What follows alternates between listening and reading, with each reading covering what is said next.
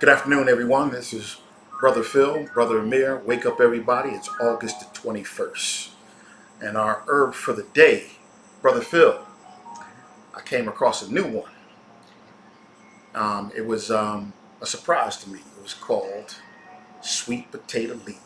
Wow. You ever heard of sweet potato leaves? Never. Bro? Only thing I've ever heard was the sweet potato itself, sweet potato pie. That's Any other right. part of the sweet potato, specifically a leaf, never heard of it.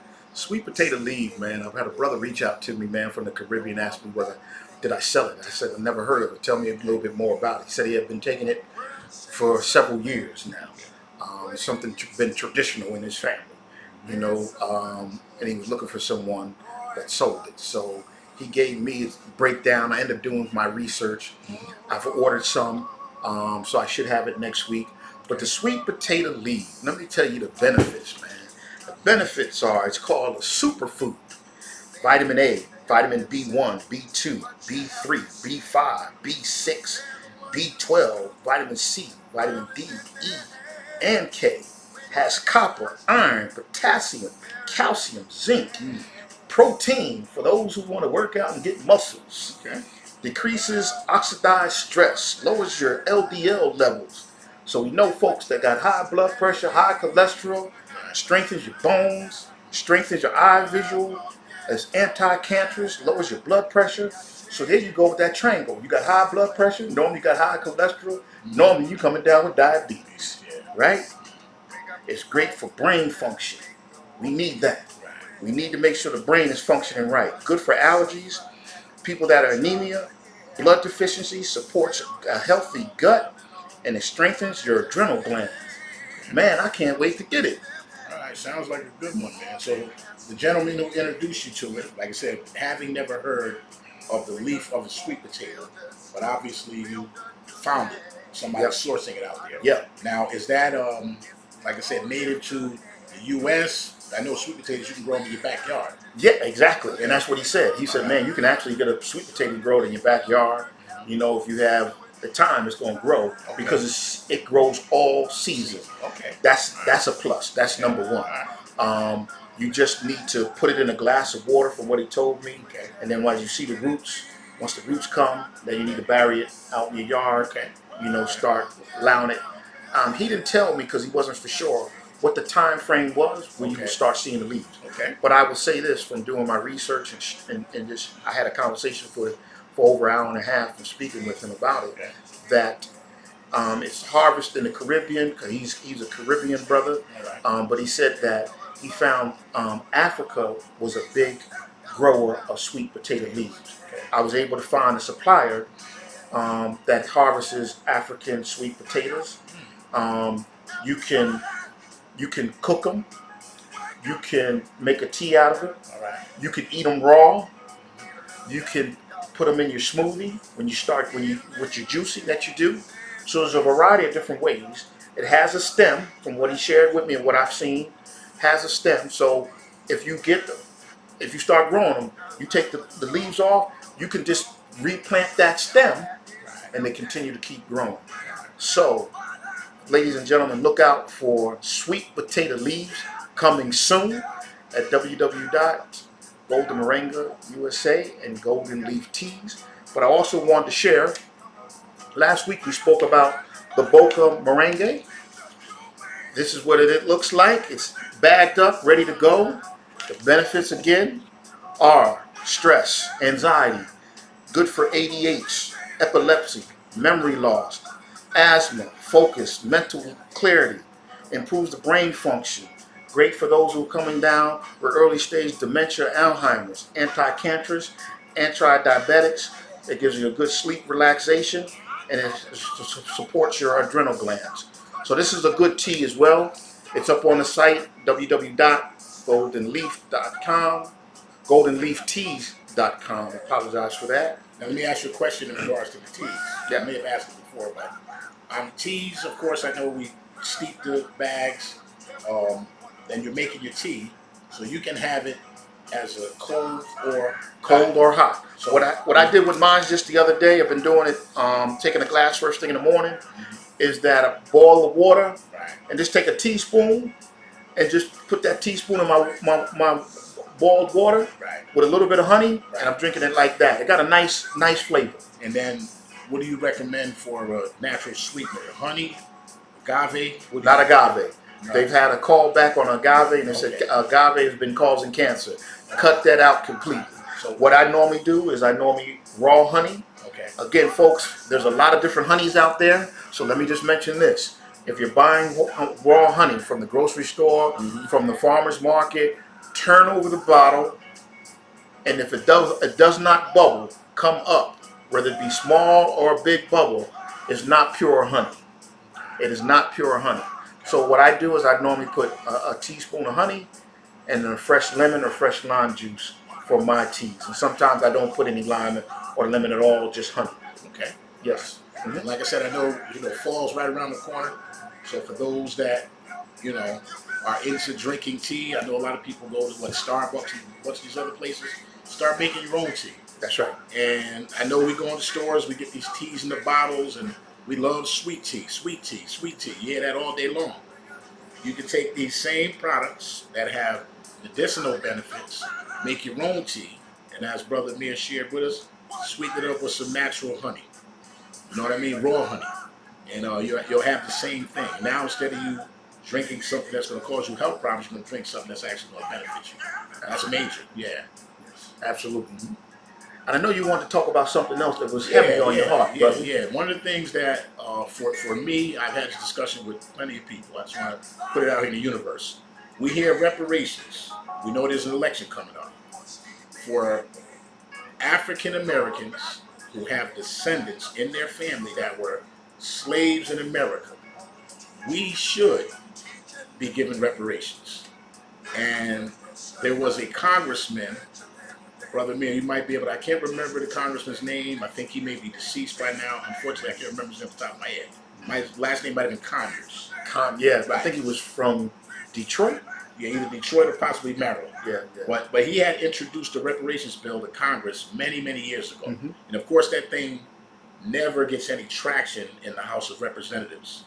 So for me, the discussion that I'm bringing up is the fact that if we were to be given reparations, the way I look at it, if they can trace your lineage back to slavery on one of these plantations, I know a lot of people think reparations should be a check issued to each individual who's possibly a descendant of one of these slave families.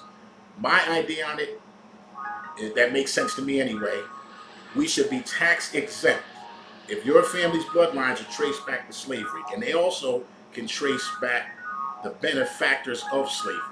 These owners had insurance on their slaves, just like you do on your car or your home. And when the slaves died, they were paid. So we can trace back these policies, these MetLife, American Mutual, Mutual of Omaha. The history is there. So what I'm saying is that if we came together as a group of people, put something together in writing and start putting it in Congress, getting your local congressperson, something that we can share across the nation. Tax exempt for 275 years.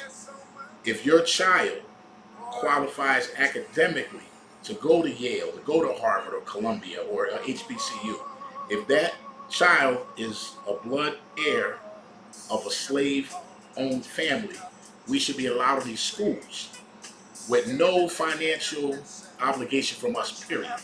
In order to level the playing field, it's going to take 300 years. We ought to know, if they just give you a check, a lot of people are going to waste that. We should be given some land in these former slaveholding states, South Carolina, Georgia, Mississippi, Alabama, and I'm not talking about wasteland. We should be given land, given the opportunity to be educated on actually tilling that soil for ourselves for futures to come. We should be given, like I said, interest-free loans of some sort, microloans, loans that will allow you to get the things needed to harvest and build on our own land. But like I said, on reparations, too many people out here speaking of a check. No. The suffering that our ancestors did, which is unimaginable. If you think about the Jewish people, do a study, the Holocaust, it was a horrible thing to have people put in ovens and killed, right? Allegedly, the number they gave is 6 million. the number of Africans who died in the transatlantic slave Mhm. voyage, along with the ones that tilled the soil for a couple of hundred years in America, we're old. In this country, for those of us that are tax-paying citizens, think about it. Right now, we're giving money to Israel, we're giving money to Ukraine, and countless other nations that, for people of color, it means nothing. We're in a country paying taxes that are redistributed to groups of people that have not tilled the soil in America ever. You hear a lot of people talk about migration, immigrants. I have nothing against a person that comes here that wants to work. But for us, the top of the agenda should be reparations. There's a election getting ready to happen. We know all the drama between the two parties. What people of color need to demand on their checklist of things, reparations. If I were leading a large group of people, I would tell both parties, Republican and Democrat, if you want the votes for African Americans, we want reparations. And then I know that we have some of our brethren that came here from the Caribbean. We're talking about post-slavery, came here from Brazil, England, it doesn't matter. You all should get your reparations from the country that your family was enslaved in. So just because you happen to be an African American per se, once you get here, if you weren't here before 1865, this doesn't apply to you. It should be 1865 when that Emancipation Proclamation back. If your family can be traced on American soil, whatever state it was in the U.S., we should be given these things that I'm trying to bring to the table. That's something I just wanted to put out there. Like I said, I would love further discussion on it. Oh, absolutely, absolutely. I mean, it just seems like every few years, this is a pop-up question, for these politicians, but it just seems like it goes on deaf ears. I don't know. I don't know. I mean, I just think a lot of times, a lot of us that are in the positions, they just don't have the backbones. The ones that are truly, for the people, they're grassroots folks. They'll never be able to get in the positions, what I mean, to really make some significant changes. Or the ones that say they're going to make a significant change, once they get that title, that positions, they got so many different people coming at them on both directions that they sell their souls to the lowest bidder. You know, and it doesn't make a difference what their race is. You know what I mean? It just seems, especially us, man, the ones that, you know, talk loud. I say they got the James Brown syndrome, talking loud, saying nothing. You know what I mean? At the end of the day, I mean, they only come around when they want something. They never really do anything. They take a picture with you at a gymnasium or uh, a basketball court or something of that nature, but nothing that makes any significant change, within the community or the population at large. We've helped everybody else, but nobody helped us. Like like I've said all the time, until we recognize that we ain't got no friends, all we got is each other, the better off we will be. And the sooner that happens, the sooner we will be okay. But if we continue to prolong, it's just pushing this thing, down the road. And, look, other groups are looking at us laughing, at the end of the day. There's so many of us that are conscious, educated, sincere, the whole 9 yards. But the ones that are able to make some type of changes to bring about the masses of us, man, they'll sell their soul to the lowest bidder, man. And it's always been that way. Well, like I said, I would just love to see a movement where we take this reparations thing serious. Because for any listening person out there, just think about if your family had the opportunity that these so-called original so-called immigrants to America had back in the 16 to 1700s.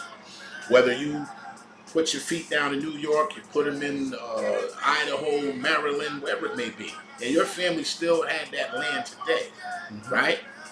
Your family would possibly be wealthy if there were no mistakes made by family members. Human nature, some people will sell off all the family land. It still happens to this day. But I'm just giving you the thought process. If we had just 100 acres to pass down each generation, that maintainer of your family forever. Meaning, no matter what happened to the family, that 100 acres is yours. Right. You know what I'm saying? And our government, who collects our money to finance things that are off American soil, a nickel should not leave America, in my opinion, until all the natives that are born and raised here are provided for. True. I'm not talking about handouts, but if I were put in a position of leadership to be able to steer funding to the right people, folks sleeping outside is blows my mind. Now I do know if you're not familiar with mental health, if you're not familiar with people have hard times, businesses close down, so every homeless person you see is not a deadbeat. That's true. Circumstances beyond some people's control put in that position. Now, how can you go to work for $7.50 an hour in 2024, work a 40-hour work week? Right. Where are you going to live with that? Nowhere. That's your cell phone bill. And then people, well, you should got a better job. You should went to school. We start throwing all this stuff at people. Some people just have not had opportunities. That's true. Right? Not that we can solve everyone's problems, but this is just a simple thing before we close this out. If you had a building with a bunch of studio apartments in it, basic shower, a bed, a dresser, just to give a person somewhere decent to sleep versus a tent under a bridge. That makes sense to me. Right. Then, if a person didn't have a skill set, and I'm not knocking anybody that accepts a specific job, because we need every job out there, whether you're the guy sweeping the streets or the guy sitting in the room directing whatever you're directing from the air traffic control. We need all of it. But a living wage says you can literally live off of what you make. It's not going to make you rich, but you won't be sleeping under a bridge. I can't understand how this country, and I know it's wealthy, and we've got the super rich. I'm not mad at anyone that through entrepreneurial drive have made it. Not that you got to give your money away, but Lord Jesus, you can't take this money with you when you die, right? And I know that if you don't have it in your heart, it is what it is. But we could do better. We, as African Americans, need to put reparations at the top of our agenda. Right now, we should be telling every candidate we want reparations. And we should be telling, just think about this in our lifetime real quick. I've always heard about the Black Caucus. The Black Caucus. Yeah. Right? So they got representatives in the Black Caucus from every state, right? What have they done? What have they represented? So the Black Caucus, you would think, like they say, okay, in my constituency, my area, which I govern, or look for different policies and procedures to make that area better. Why aren't you coming up with some kind of ideas for what you just spoke about? Because if you said that, okay, we got a representative that's in the Black Caucus that's representing all 50 states, that we know melanated people are everywhere, and the numbers are growing. And you go back and say, wait a minute, you Republican, you Democrat, you want our vote, you want my vote in my particular area, this is what we requested. And on top of that bullet is reparations. Right? And so on and so forth. But I just don't know, in my lifetime, could you tell me what they've done? I'm sure I could Google the list, and there will be some things on it. But the most important thing, because for a group of people, I'm speaking African Americans that have been here in America for close to 400 years, where we are on the economic ladder in America is sad. We should be right up there, neck and neck, with Caucasians, the Hispanic, and the Indians. But we're not. We're at the bottom always, right? Now, of course, we need some collective unity, as you stated, but once again, it makes no sense to be here for as long as we've been here, and we're still on the bottom, right? And they say our buying power is over $1 trillion now. Well, if we were a country, we'd be the 17th richest country in the world. Right, but we don't have, if you think about it, as a group of people, let's just say we were a country. What do we bring to the table outside of our entertainment value? And then our consumer dollars that we spend. You know, we, truth be told, we drive the cultural market for the world. For the work. Right? Absolutely. Absolutely. And there's no doubt if you pulled us back and we just came together and kept our money, just imagine how boring we'll be out here. We drive the cultural needle for practically the planet Earth. Remember what I said when I met you a long time ago? I said that in retail, if you recall. Yeah. I said retail. We go to these different malls and you see there's nobody in the mall all week outside of Saturday and Sunday now. You know, it used to be the malls would be packed. Friday, you get off work, you go to the mall, you might catch a dinner with your woman, and woman may catch a dinner with a man. Yeah. You catch a movie. You know what I mean? That's non-existent anymore. Yeah. But you see these malls are, I mean, literally ghost towns, right? Yeah. But come Thanksgiving, the day after Thanksgiving, and Christmas to Christmas, they say retail yearly revenue is 76% Wow. made from the day after Thanksgiving, now Thanksgiving night, to Christmas. Wow. Never knew that. So you're telling me that these stores that open 12 months a year, for those other 10 and a half months, they're treading water. Floating. Or they're in the red. They floating. Then all of a sudden, when that Thanksgiving holiday hits, that Black Friday, from there into the new year, they're making a majority of their annual earnings in that short period of time. That short period of time. So they just think about this. You know, you got a clothing line. Right. Okay?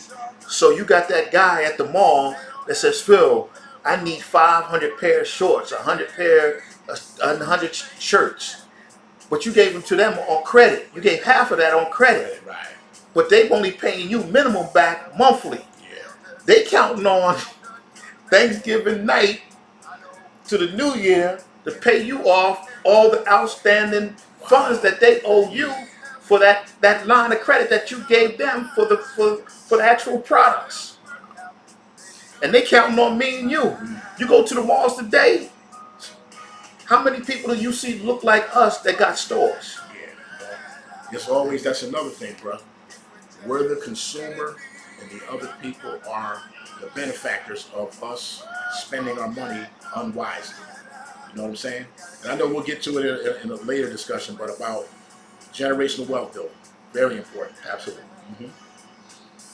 Well, until next time, please share, follow, like. Until next time, Brother Phil, Brother Amir, wake up everybody. We appreciate you tuning in.